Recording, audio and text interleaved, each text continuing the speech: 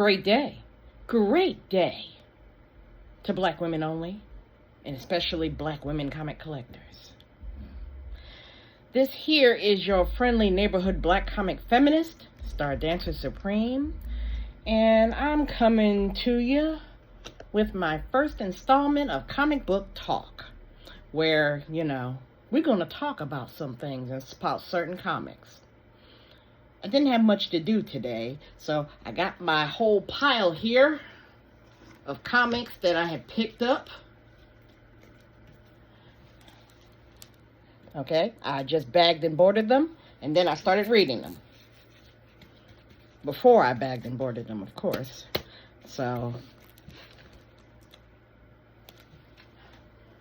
But there was one comic that I needed to get to before I got deep into this pile.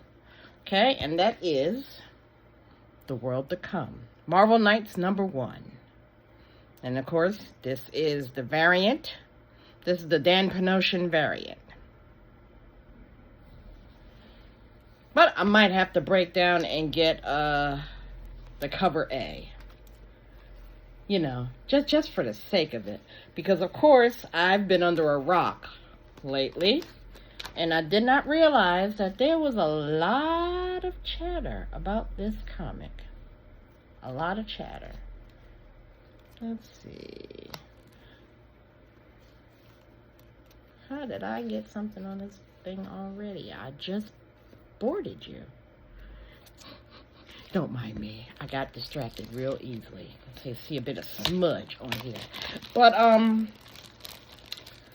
a lot of controversy. And of course, I didn't pay too much attention to it because, of course, I hadn't read the book yet. I just got it a couple of days ago. So, I decided, well, while I'm sitting down here, and then after I've read a bunch of them, and then started bagging and boarding the rest to read them later, I was like, let me open this one up and see what the brouhaha is all about. I saw a couple of clips online, but again, I'm the type of gal who don't like spoilers or anything, so I really have not been paying attention to the rah-rah. But once I finally read the book, buy these comics, read them. Once I read it, now I understood where all the noise was coming from and what this was about. I mean, this is a return to form for a renowned Black Panther writer, Christopher Priest. So, of course, we was all expecting this to be eye-catching, jaw-dropping, and then they got a whole bunch of artists on here, because this story is really pretty. It's really pretty. And, I was grooving. I was going along because we should know by now that Marvel Knights is not main continuity. We should know that by now. So I treat this like I treat the Ultimates.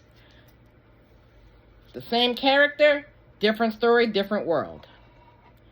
So, of course, I'm rocking and rolling. I'm looking at it. And I was like, There's a couple of things that kind of piqued my antenna, my feminist antenna. But I let it go because, it's Christopher Priest. So I was like, okay, he must be going somewhere with this. So, of course, I'm going along, and then I hit the last page.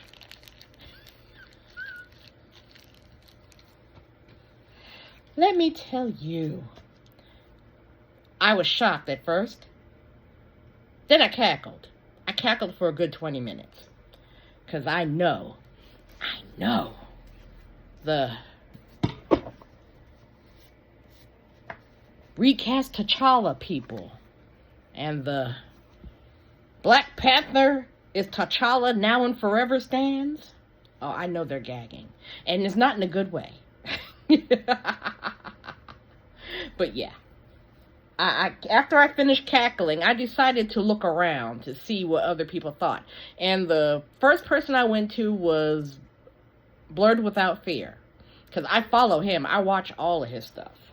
So I looked there. I saw his post. Don't mind me. I'm older now. I have to readjust my body because I have to get a new chair. I see it now. I need a new chair. But anyway, I digress. I watched the Blurred Without Fears video on this, and I have to say, I kind of agree with him. I agree with him on the main point, you know. And if you want to know what that main point is, read this. Check out the last page. Yeah, the last page of the story before we wait a whole month for the next issue. So, yeah. What hit my feminist radar, you might ask? I'm glad you asked, okay? So, this is, of course, an alternate reality. All right? And then, of course, it opens up with, we're assuming it's T'Challa himself, very old, very aged, being attended to by Adora Milaje, who looks very biracial. But we're going to stick a pin in her, and we're going to go with that, okay? T'Challa passes of old age on his throne. So they're like, okay. So now it sets a whole thing into motion about what happened before getting to this point. And of course, you know, the first thing was, of course, he did marry Storm in this reality. They broke up in this reality, just like main continuity. And then this really interesting thing where she dies in a race war. And that's all it said. One line. And I'm sitting there like, okay, are you going to give us a tidbit of the race war, or we're just not supposed to notice that? But this is the thing that happens. This T'Challa builds an entire temple in the memory of Storm.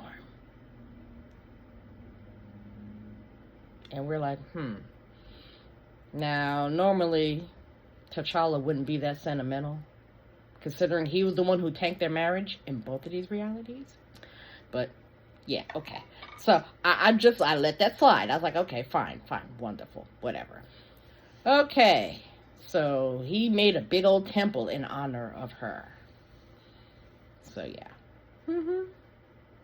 Queen Ramonda is hanging out in this temple that she does this every day. And then she does the typical mother of the sun thing where, okay, this is all nice and well and good and you miss her. Yeah, we all miss her. Yeah. I need me a grandson.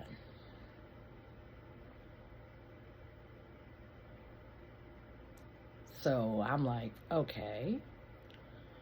Now, I'll admit, I did not read the first Marvel Knights run, Christopher Priest's run.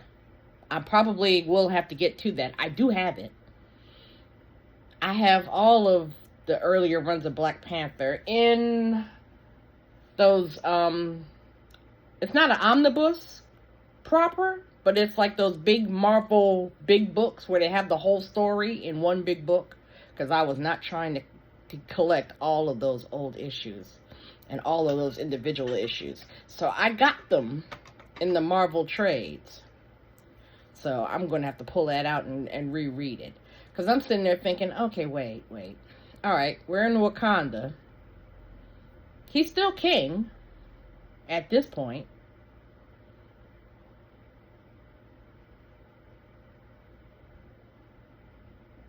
Where's Shuri? And why would Ramonda specifically ask for a grandson? Couldn't a granddaughter be king or queen of Wakanda? So yeah, that kind of rubbed me the wrong way a little bit. So I was like, okay. So of course, T'Challa runs out to fulfill his mother's wish and hooks back up with Monica Lynn. I was like, okay. All right. And that kind of would make a little bit of sense. But the person who is recounting this story called it one of many of the king's poor decisions. So I was like, okay, so this is not going to end well. Not going to end well. So, of course, he scoops her back up, makes her his second wife, Queen of Wakanda. But a queen who is overlooking the shrine of the former queen. But nah, it doesn't really matter about her feelings because she's having a baby. So T'Challa will have his son to carry on the Wakanda thing. Even though Wakanda has been turned into a democratic nation. Yeah. So I was like, okay. All right. So like I said, the story is good. The story's going on. And I'm not going to tell you all of it. You have to read it. But an on-telling of this story, where this old person talks to this Dora Milaje, the one who was attending to T'Challa when he died, and she's sitting there like, okay, you've told me this story so many times before. Every time I come here, you tell me this story. So the king is gone, so come on home. So who is this person? We're going to hold off because, of course, he's still talking about the past. And then we get to see the past. And, yeah. Then we get to the part of the story where, you know, even though Wakanda is a democratic nation now, they're still doing the tribal fight to see who would be Black Panther. Okay? And in the course of this fight, an aged T'Challa, and then we discovered that the person he is fighting is his son. So it's like, oh, okay, so, all right. So now they're fighting for the future of Wakanda, blah, blah, blah, yeah. Okay. He almost loses, but then he decides to give his son a chance. When he should have just laid him out. And then, of course, the son picks up a weapon to clock T'Challa in his head while he's trying to give this boy a chance, you know, to be the Black Panther legitimately. But a little double cross, a little back talk, a little walk down memory lane about the particular principles in this story. And then it turns out that this son of T'Challa isn't what he seems to be. And everybody is in a tizzy. Again,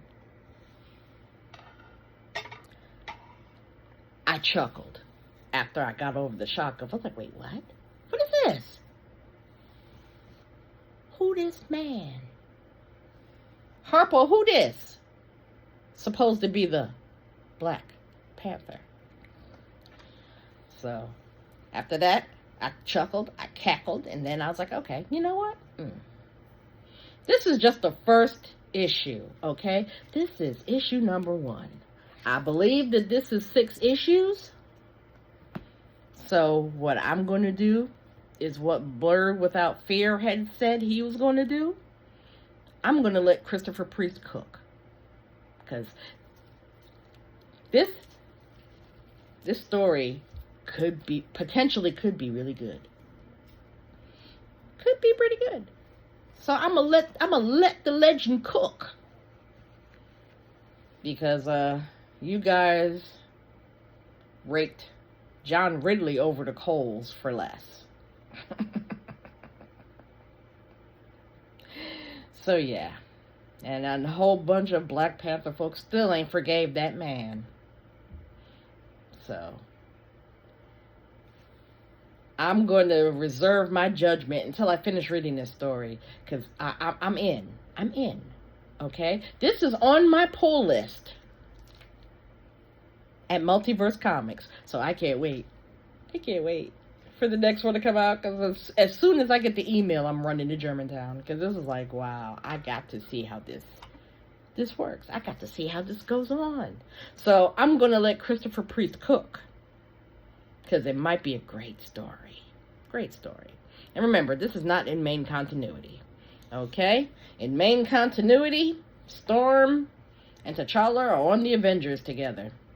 And he's still dodging her. Okay? And then, yeah. But that was the two things that hit my feminist brain the wrong way. Because it's like, how are you going to ask this man for a grandson? Don't you have a daughter who was Black Panther for a little bit? But again, this story, the Marvel Knights story, is not in main continuity. So for all I know, and I'll have to read the original Marvel Knights story, for all I know, Shuri might not have even been a thing. So yeah. This is, of course, a story of a fight between men. A father and his son. For the future of Wakanda. And all of the foibles and the mistakes that T'Challa makes before he keels over on the throne in the beginning of the story. So, yeah. That's my thought. I'm going to let Christopher Priest cook. I'm not going to sit here and be all, they're disrespecting T'Challa again. First of all, he's not real. Second of all, okay, this is comic books, okay? This is comic books. And then, of course, I'm not even going to bring up the MCU, because I'm going to see what they're doing. Because I am an MCU gal, but I have not seen the Thunderbolts. I'm not going to see the Fantastic Four, because I don't collect them. I'm not interested in Reed Richards and his crew. Okay? And I'm just going to sit and wait and see about what's going on. I'm waiting for Ironheart. Watch Ironheart on Disney Plus. June 24th. I'm definitely going to watch that. And I'm going to talk about it. Because, yeah. The way that some of y'all been acting is ridiculous. And Robert Downey Jr. had to come out in his Doom gear and say, listen, I approve of Ironheart. Shut the fuck up. So, please, do not give Dominique Thorne a hard time about this show that you have not seen yet and that you don't like, because you think that Ironheart's going to take over for Tony Stark and be Iron Man. She's Ironheart. She's black. She's brilliant. Let her cook. Okay? So watch Ironheart, and I don't want to hear nothing about it, because I am a friendly neighborhood black comic feminist till you try me. Then I'll just tell all y'all about yourselves in this fandom that y'all claim to like. So yeah. I don't want to hear no DEI bullshit. Okay? She is not Iron Man. She is Iron Heart. So, buy the comics. Read the comics. I got a whole bunch of comics here to read. Don't spend your rent money on comics. Stay in your budget. Oh, yeah. And Midtown Comics is having another sale. So check them out. Because I just bought a bunch. I just bought a whole bunch of comics for Undercover. Great day.